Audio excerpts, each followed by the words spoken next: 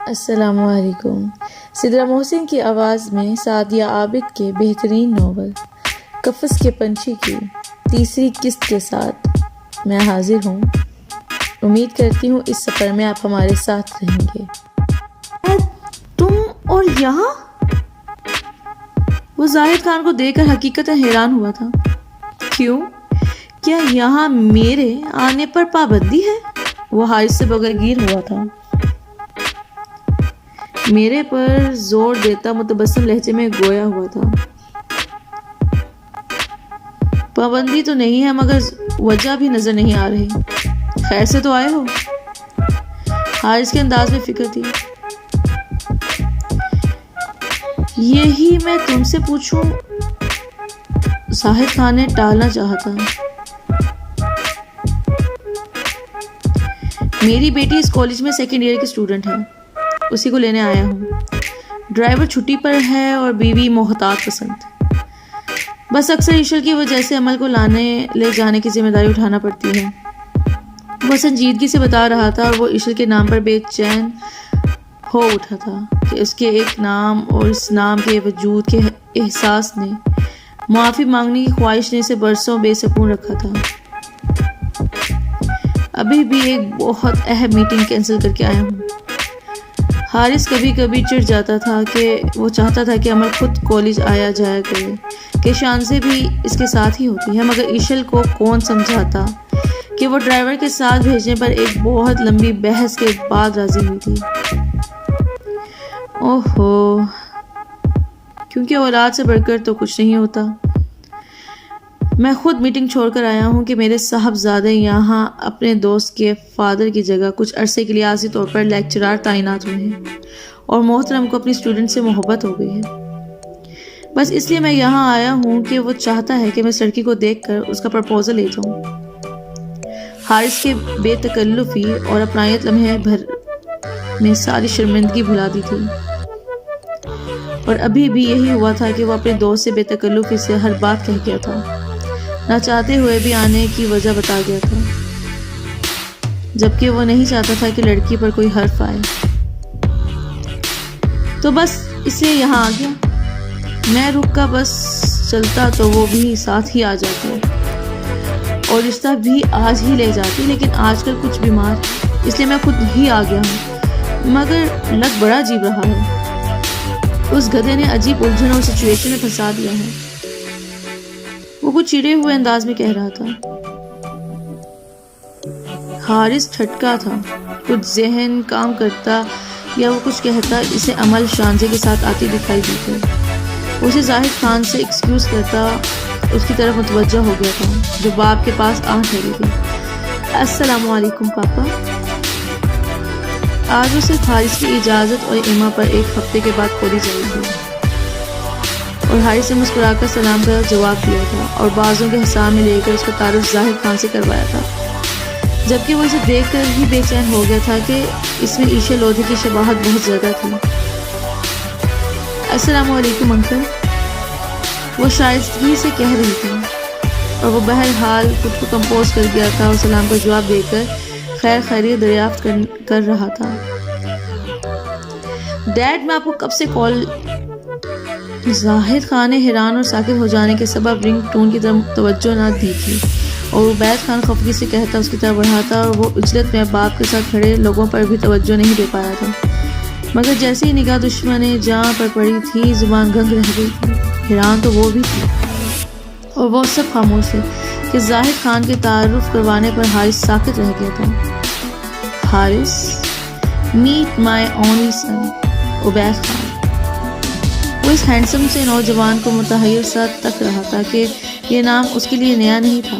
کل ہی تو یہ نام اس نے اپنے گھر میں پہلی دفعہ کوثر لودھی کے منہ سے سنا تھا کہ عمل کسی عبید خان نامی عیشے کو لائک کرتا۔ اس وقت وہ اس کے حوالے پر زیادہ متحیر تھا۔ اور عبید بیٹا، یہ میرا دوست حارث لودھی ہے جس کا میں اکثر تم سے ذکر کرتا رہتا ہوں، اور یہ حارث کی بیٹی عمل لودھی ہے، سیکنڈ ایئر کی اسٹوڈنٹ ہے۔ تم شاید جانتے ہوں گے عمل کو۔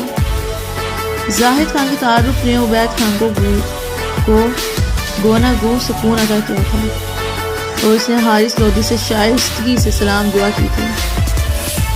جی ڈیڈ، یہ اور شانزی میری اسٹوڈنٹس ہیں۔ اس کے لہجے میں شائستگی کے ساتھ نہ محسوس ہونے والی خوشی بول رہی تھی، جبکہ وہ مضطرب ہو چکی تھی اور گڑبڑا کر باپ کو دیکھ رہی تھی۔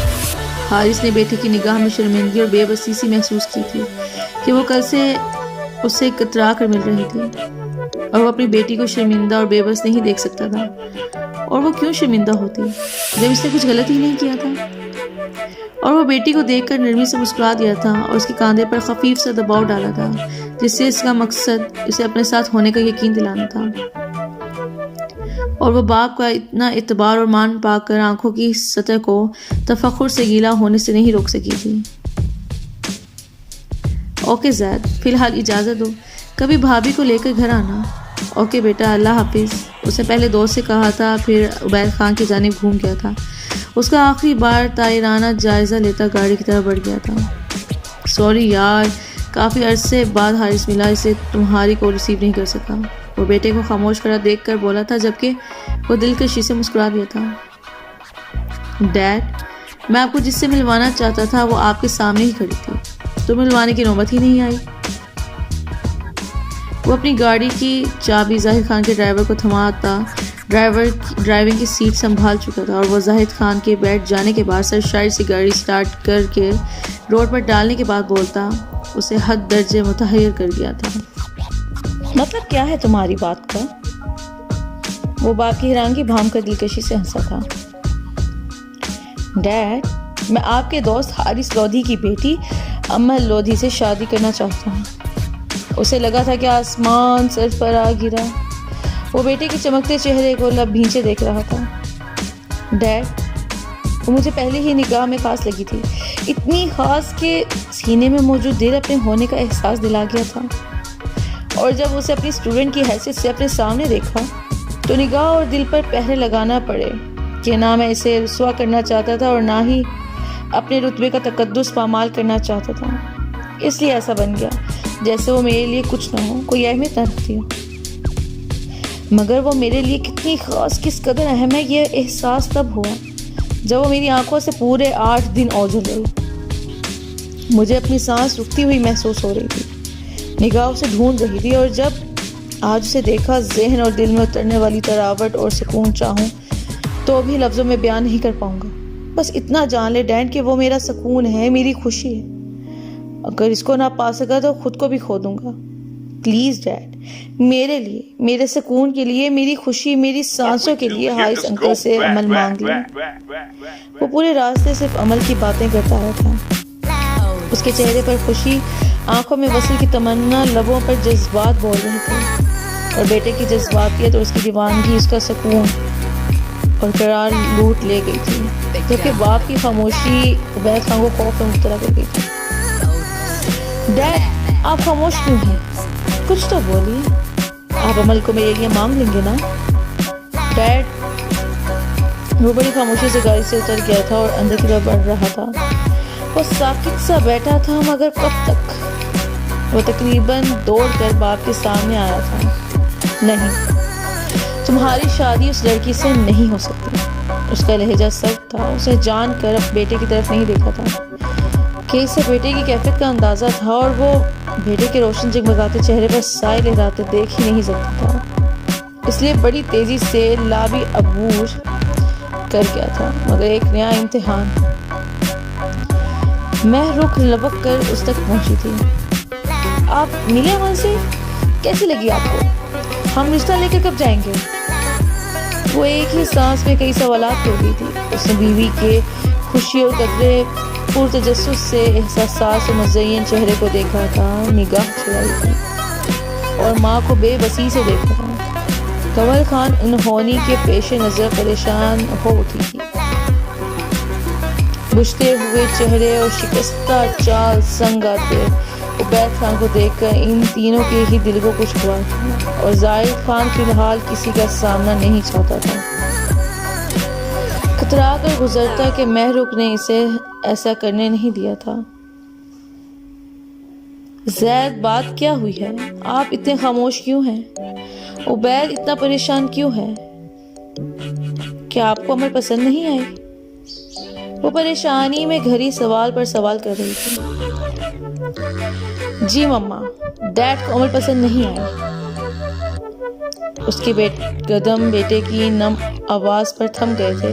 اس نے تڑپ کر بیٹے کی طرف دیکھا جس کا چہرہ آنکھیں زد کی وجہ سے لہو رنگ ہو رہی تھی۔ لیکن کیوں زید؟ وہ سوالیہ نگاہوں سے اس کے حد درجہ سنجیدہ چہرے کو تکنے لگی۔ ہر بات کا جواب دینا میں کسی کو بھی ضروری نہیں سمجھتا۔ عبید کی شادی اس لڑکی سے نہیں ہوگی۔ وہ کڑکدار لہجے میں چیختا تھا۔ وہ دونوں ساکت رہ گئی تھیں اور ایک بار پھر باپ کے سامنے آن رکا تھا۔ ڈیڈ، عمل میں آپ کو یکدم کون سی برائی نظر آ گئی؟ وہ تو آپ کے دوست کی بیٹی ہے، تو پھر کیوں اتنی سختی سے انکار کر رہے ہیں؟ ایک دفعہ اپنے دوست سے بات تو کر کے دیکھیں۔ حارث انکل انکار نہیں کریں گے، وہ نرمی سے مرتجعانہ لب و لہجے میں کہہ رہا تھا، اور حارث نام ان دونوں خاص کے لیے کنول کے کانوں میں بم کی مانند لگا تھا۔ جب میں نے بات ہی نہیں کرنی تو میں کیوں کروں گا؟ کان کھول کر سن لو میری بات۔ عمل نام آج اس گھر میں آخری دفعہ لیا گیا، آئندہ کوئی نہیں لے گا۔ اور محروف، تم خزائن کو آج ہی فون کر دو اور اسے کہو کہ ہم عبید کے لیے علیزہ کا ہاتھ مانگنا چاہتے ہیں۔ انہیں اعتراض نہ ہوگا تو باقاعدہ رشتہ لے جائیں گے۔ وہ اپنی بات کہہ کر رکا نہ تھا۔ ماما، میں صرف عمل سے شادی کروں گا، عمل سے نہیں تو کسی سے بھی نہیں۔ وہ دکھ کی کیفیت سے نکل کر غصے سے کہتا گھر سے ہی نکل گیا تھا۔ بس وہ دونوں ساس بہو اپنی الجھن کے ساتھ رہ گئی تھی۔ آنی، مجھے زید کی اتنی سختی سے انکار کی کوئی وجہ نظر نہیں آتی۔ حارث بھائی تو ان کی یونیورسٹی کے زمانے کے دوست ہیں، تو پھر انکار کیوں؟ کنول خان کچھ نہ بولی تھی کیونکہ کچھ بولنے کو تھا ہی نہیں۔ مجھے تو گزرے برسوں میں عشر کا رویہ ہی سمجھ نہ سکا۔ اس نے نہ جانے کیوں مجھ سے فاصلے بڑھا دیے۔ اب عبید اگر عشر کی بیٹی سے شادی کرنا چاہتا ہے تو یہ تو میرے لیے بہت خوشی اور فخر کی بات ہے کہ عشر کے بڑھائے خود ساختہ فاصلے اس طرح سمٹ جائیں گے۔ لیکن زید کا انکار میری سمجھ سے باہر۔ مجھے ہمیشہ لگا کہ عشر کا نام، اس کا ذکر زید کو اچھا نہیں لگتا، مگر میں وہم سمجھ کر ٹالتی رہی۔ لیکن اب لگتا ہے کہ میرا وہم نہ تھا، کوئی بات تو ضرور ہے، لیکن کیا؟ یہ میں نہیں سمجھ پا رہی کہ میں تو کبھی یہی سمجھ نہیں پائی کہ عشر نے مجھ سے فاصلے کیوں بڑھا دیے۔ زید اس کے ذکر سے کیوں خائف رہے؟ وہ آج برسوں کی الجھن کہتی انہیں دوگنے اضطراب میں مبتلا کر گئی تھی۔ ایسا کچھ نہیں ہے روح، تم پریشان نہ ہو، میں آج زید سے بات کروں گی۔ ہو سکتا ہے حارث سے اس کی کوئی بات ہوئی ہو۔ بیٹے کا بھرم وہ جو برسوں سے رکھتی آئی تھی، اسے قائم رکھنے کے لیے جھوٹ کا سہارا لیا تھا، اور اس کے کچھ کہنے سے پہلے ہی اپنے کمرے کی طرف بڑھ گئی تھی۔ کنول خان جس وقت اسٹڈی میں داخل ہوئی تھی، پورے اسٹڈی روم میں دھواں بھرا ہوا تھا۔ وہ بیٹے کو تعصب سے دیکھنے لگی تھی۔ وہ اپنی سوچوں اور کام میں اس قدر محو تھا کہ ان کے آنے کا پتہ ہی نہ چلا۔ انہوں نے آگے بڑھ کر پردے ہٹا کر کھڑکی کھول دی تھی اور چلتی ہوئی اس تک رہ گئی تھی اور اس کے ہاتھ سے سگریٹ لے لی۔ وہ چونکا اور خالی خالی نگاہوں سے ماں کو دیکھنے لگا، اور دیکھتے ہی دیکھتے اس کی آنکھوں میں بے چینی اور بے بسی لہو بن کر اتری تھی اور پانی بن کر بہنے لگی تھی۔ موم، کب میری سزا ختم ہوگی؟ میں تھک گیا ہوں، ٹوٹ گیا ہوں، بکھر گیا ہوں، آپ کی اپنی نگاہوں سے گر کر جی گیا، لیکن میں جو حارث اور عبید کی نگاہوں سے گر کر نہیں جی پاؤں گا۔ وہ ماں کے ہاتھوں پر سر ٹکائے رو رہا تھا۔ اسٹڈی میں لیکچر کی تیاری کے لیے آیا عبید خان باپ کی آواز پر تھم گیا تھا۔ موم، مجھے میرے بیٹے کی عبید کی نگاہوں سے گرنے سے بچا لیں۔ اذیت اور کرب میں رہا، عشر سے معافی کی تمنا میں جیا، اس دھڑکے کے ساتھ زندگی گزاری کہ کہیں مہرو کو کچھ پتہ نہ چل جائے۔ لیکن موم، کبھی نہیں سوچا تھا کہ عبید کے سامنے بھی باپ کی اصلیت آ سکتی ہے، اور ایسا ہوا تو میں مر جاؤں گا۔ موم، مجھے ذلت کی موت سے بچا لیں۔ کنول خان بیٹے کی تڑپ پر تڑپ اٹھی تھیں. وہ اس کے سکون کے لیے دعا کرتی رہتی تھیں کہ اس نے اپنی ہر اذیت اور تکلیف ان کے شانے پر سر رکھ کر ہی تو جہاں تک ممکن تھا بیان کی تھی، مگر آج وہ اسے جتنا دکھی پا رہی تھی اتنا کبھی نہیں پایا تھا. فضول بات نہ کرو، انہوں نے دہل کر اس کو ڈپٹا تھا. موم، وہ مجھ سے شدید نفرت کرتی ہے، وہ مجھے معاف نہیں کرتی. اس سے کہیں کہ وہ مجھے معاف کر دے، مجھے اذیت سے نکال دے، میں اذیت سہ سہ کر تھک گیا ہوں. اس کا لہجہ ٹوٹنے لگا تھا اس کی ہمت کی طرح. میں نے تمہیں ہمیشہ سمجھایا زید کہ تم نے ایشر کے ساتھ کچھ غلط نہیں کیا.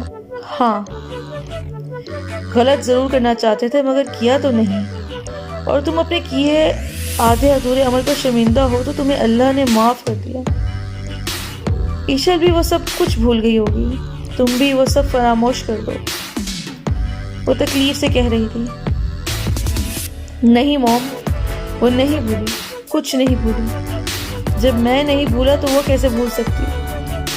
اذیت دینے والے نے جب کچھ فراموش نہیں کیا تو اذیت سہنے والا کیسے سب فراموش کر سکتا ہے؟ وہ خود اذیت کا شکار نمناک لہجے میں بولا تھا. موم، اور جب تک وہ مجھے معاف نہیں کر دیتی اللہ بھی مجھے معاف نہیں کرے گا. اور میں کتنے لوگوں کا مجرم ہوں. ایشر جسے میں نے روحانی اذیت دی، محروم جسے اس کی دو سے دور کر کے تڑپنے اور الجھنوں میں الجھنے کو چھوڑ دیا. آپ کا کہ میں آپ کی پرورش کو سوال نشان بنا کر گالی دی. حارث کا اس کی عزت پر گندی نگاہ رکھی، اور عبید کا جو میری وجہ سے اپنی محبت نہیں پا سکے گا.